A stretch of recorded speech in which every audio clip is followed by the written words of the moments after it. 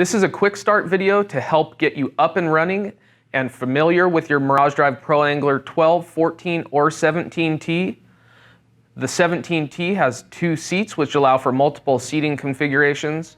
If your dealer didn't already unpackage your Pro Angler kayak and do the basic rigging on it for its initial outing, your kayak will probably look something like this. If you have some extra packaging left over to take off of the kayak, around the handles or the bow and stern area, and you're using a box cutter or a knife to remove that packaging, just be careful that you're not cutting into the hole or potentially slicing shot cord or bungee or anything like that. I like to go in and remove the tape or open up the tape and the packaging with an upward motion. So I'm actually cutting away from the anodized aluminum H-rail and some of the other components that you might run into on the kayak if you're finishing the unpacking that way. One of the first things you'll notice when you're ready to start setting up the kayak for its maiden voyage, you'll need to install the steering handles. And so I've unpacked the accessory box that comes with the kayak. In that box will be the drive with the disassembled cranks. Inside this bag that you'll find inside the accessory box, you can find the steering handles, 2 steering risers to lift the steering handles up a little bit closer to the seating position. So ergonomically, it's just a little bit more of a comfortable position for the steering handle. If you prefer to keep a more low profile rail, you can choose to install the steering handles without the risers. We've included 2 sets of screws for that purpose. And in this same bag, you'll also find the transducer mounting hardware. It'll come with an adapter plate for installing a side imaging transducer, some extension tabs, and mounting hardware for traditional skimmer style transducers, along with the rubber grommets that you use for the through hole fittings. And I'm actually going to install both risers, one on each side. To install the steering handle, make sure this horizontal pin is centered over this plastic part on top of the rail. Stack the riser on. Take your steering handle with the long screw included in your accessory box and just thread right into the top of the crank. There's some threads that have been integrated into the crank, so you just thread right on down in there. You'll take one of these stickers and place it in the round flat atop the steering handle to cover up the hardware. And then you're all set. I'm ready to move on to the other side. And stack the riser on. And then the steering handle and the screw, and you're gonna thread right into the top of the crank.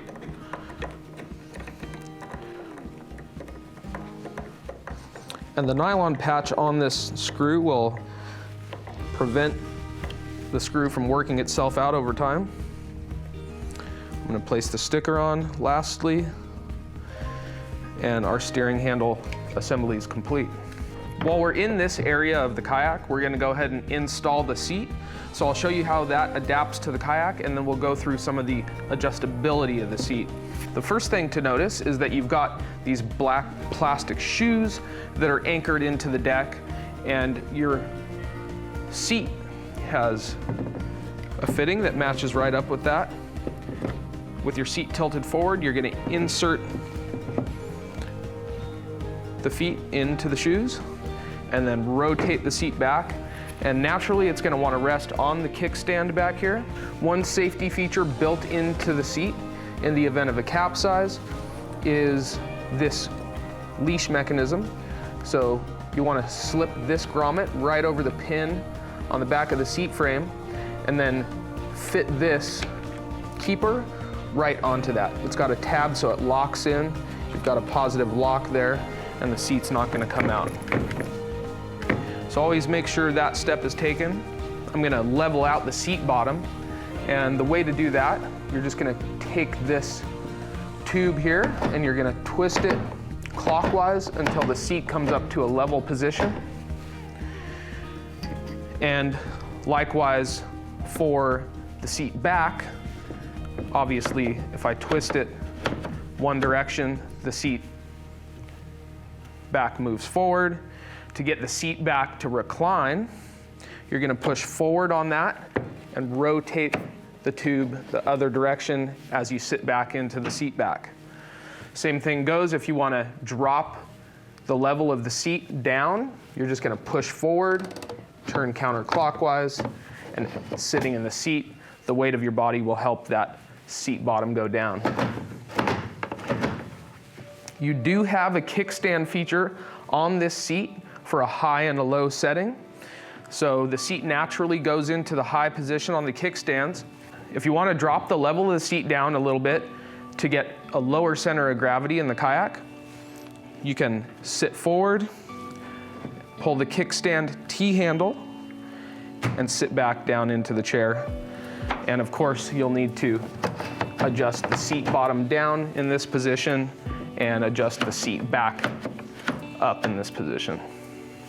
This Pro Angler seat does have an adjustable lumbar support, so you can pull down to release the tension and sit back in the seat to kind of get a more concave seat back.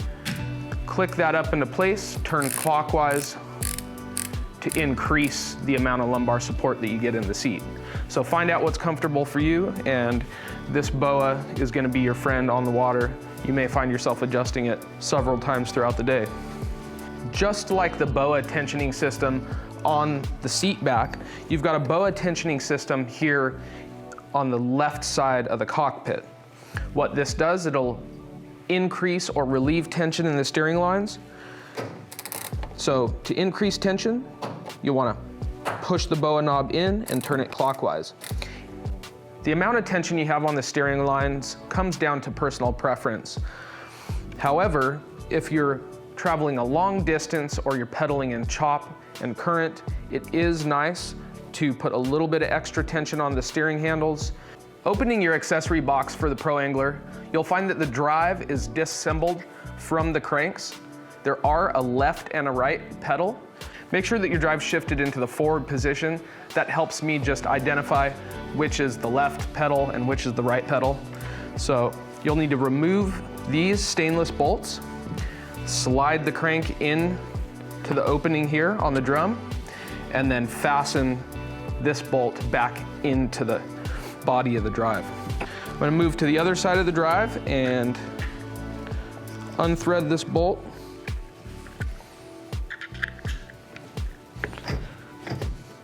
Should be in with just a few turns, enough to keep it securely attached to the drive. Set that aside and keep track of that. Again, with the crank to the center of the drive and the pedal pad facing the user, I'm going to depress the gray button atop the drive and get it slotted into the number 4 position. Insert my bolt.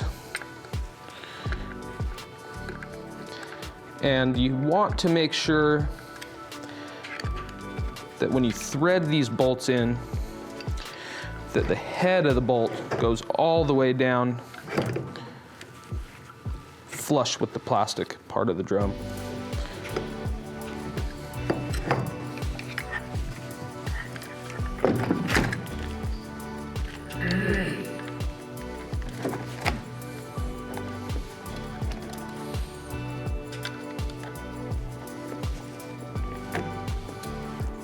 When you've got your drive assembled and you're ready to insert the drive into the MirageDrive well, the drive will attach to the kayak via these click and goes.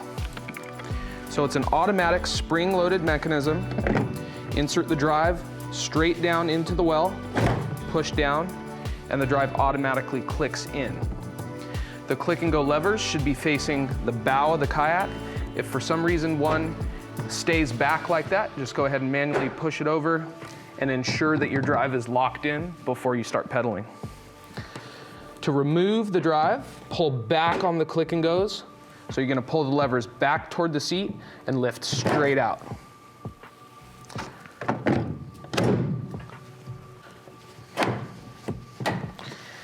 As I lift the drive out of the well, the click and goes will reset so that you're ready to put the drive back in and use the automatic locking feature right away. To accommodate users of different sizes, we've got 7 height settings on the drive. The seat is not going to slide forward or backward. The way that we accommodate different sized users is by adjustability in the cranks. So to adjust the cranks fore or aft, push down on this gray button and you'll slide into position, release the gray button, and the keeper pin will automatically lock into that preferred setting on the drive. So max would be a 7, listen for that audible click. The pedaling motion is similar to that of a bike. The setting on your cranks should allow you to achieve a full pedal stroke with your leg almost straight, but the knee still slightly bent and not locked out. Depending on if you've adjusted your seating arrangement throughout the day, you may want to adjust the crank setting slightly to match. Up to 30 degrees separation in the pedal cranks will still allow for a full shift. I like to position the cranks parallel and then reach forward and shift into reverse, but the drive will still shift from forward to reverse with up to 30 degrees of separation. With one pedal all the way forward, you won't be able to achieve a full shift of the fins because the fins need a little bit of clearance from the bottom of the hull to be able to completely rotate 180 degrees. So to allow just enough room, mostly together and parallel is the best way to achieve a full shift. Included with your kayak is a bungee hook, and this is used for securing the drive in to a flat position underneath the hull. The kick-up feature on the fin is set and ready to go. At the front of the fin, you'll notice a black set screw. That controls the tension of the kick-up mechanism. Over time, if your fins have kicked up, you may need to thread this into the boom a quarter or a half turn at a time and make sure that the fins are kicked back when you adjust that. In the cockpit, you'll notice 4 T-handles that control an important part of your kayak. We've already gone over the transducer retraction. T-handle retracted and cleated in will suck the transducer mount up into the hole. To release the transducer and expose the side imaging transducer below the kayak, give the T-handle a swift pull toward the center of the kayak and let it drop back into the hole. Same thing with your rudder. Your rudder deployment is going to be on the right side of the kayak via this T-handle. A swift pull toward the center of the kayak and release. That will drop the rudder down and give you freedom to steer left and right from either steering handle, or to retract the rudder back into the recess underneath the kayak. You'll pull straight back toward the seat and make sure that the nylon cord engages with the cam feature on the cleat. You've also got a tracking skeg that sits underneath the hull in front of where the rudder sits. You'll release that the same way, so a swift pull toward the center of the kayak releases the skeg and allows it to drop down. The tracking skeg will come in especially handy in rough or choppy conditions or when traveling a long distance from point A to point B. It'll help your kayak track in a straighter line and take a little bit of stress off of the steering handles. Pro Anglers will ship with 2 horizontal rod racks. You've also got a cup holder that accommodates everything from a soda can to a large Nalgene-sized water bottle, and you're free to place this on the H-rail wherever you'd like. Also, if you ever want to paddle the kayak or if you're storing the kayak for a long period of time, this cassette plug snaps right into the drive well to help it maintain its perfect shape over time. To attach any of these H-rail accessories to the 12-sided H-rail mounting platform, go ahead and push open this red gate and then unlatch the knob from the clamp. That will allow the clamp to open up, fit around the rail, click the red knob into place and close the gate, and that'll fasten the accessory to the H-rail. One important feature to note on the H-rail clamp is that this knob is threaded, so you can actually adjust the tension. Every Hobie kayak comes equipped with a standard paddle. The Pro Angler series also come with this convenient T-handle, so you can use a single paddle easily if you'd like. I like to install the T-handle to one of my paddles, and if I ever need to maneuver out of a situation where the standard turning radius isn't quite enough, if I get stuck in a tight position, I can grab this paddle with the T-handle on it. Each Pro Angler kayak's gonna come with an owner's packet. Inside that owner's packet, you'll have a detailed manual, so give that a read, especially if you have any questions, and to reference recommendations for storage and transport. You have a MirageDrive delivery checklist, so this ensures that you know all the pieces and parts have come with the boat. You've also got a warranty registration card, so go ahead and fill that out and submit it to us. That could come in handy in the future. For all your accessories needs, you can download a PDF version of the parts and accessories catalog on Hobie.com. Go there, click on gear, and at the bottom of that page, we have some downloadable brochures and catalogs. Look for the catalog titled Kayaking, Fishing, and Eclipse. You can see our entire line of parts and accessories so you can outfit your kayak to your liking.